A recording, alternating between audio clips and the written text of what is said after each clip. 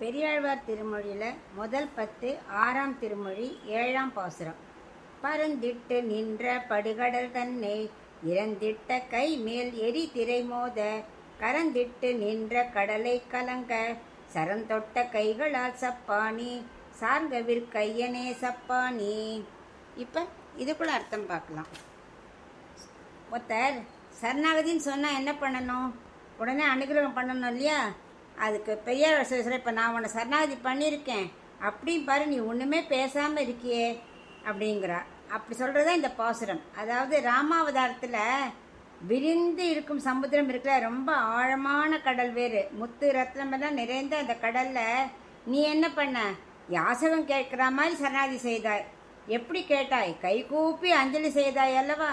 ஆனால் சமுத்திரராஜன் என்ன பண்ணான்? பெரிய கடல் அலை அப்படியே உன் கை மேலே மோத, அதாவது சரணாகதியை ஏற்காமல் அப்படி கர்வத்தோட தன் முகத்தை கூட காட்டாமல் இருந்தான் இல்லையா? சரணம் என்று காலில் விழுந்தவர்கள் ரட்சிப்பு தானே தர்மம்.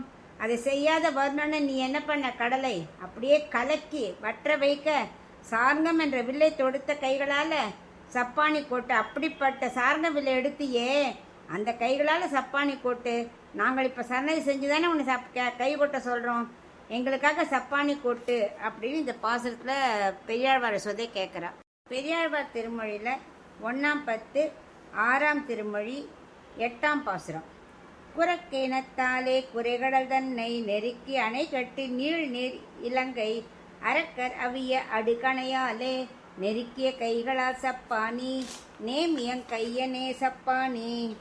இப்போ இதுக்குள்ள அர்த்தம் பார்க்கலாம். பெரியாழ்வார் சொல்கிற, கண்ணனோட திருவடி சரணாகதி செஞ்சு அப்படி செஞ்சு நீ சப்பானி கொட்ட மாட்டேங்கிறியே அப்படிங்கிறதுக்கு, எனக்கு சப்பானி கொட்ட தெரியாதே அப்படிங்கிற மாதிரி குறும்போட சொல்கிறானா.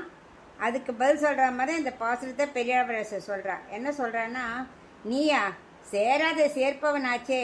ராமாவதாரத்தில் வானர சேனைகள் எல்லாம் கூட்டமாக வந்ததே, அப்படியே எல்லாம் ஒலி எழுப்பி ஆழமான அகலமான அந்த நீரில் சேது அணை கட்டி அதிக நீரால் சூழ்ந்த இலங்கைக்கு சென்றாய் அல்லவா?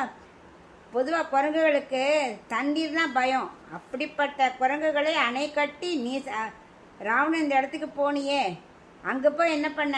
ராவணன் முதலான அரக்கர்களை துன்புறுத்தும் நெருக்கமான அம்புகளால் போர் புரிந்து அழித்த கைகளால் சப்பானி கொட்டுன்னு நாங்கள் சொல்கிறோம்.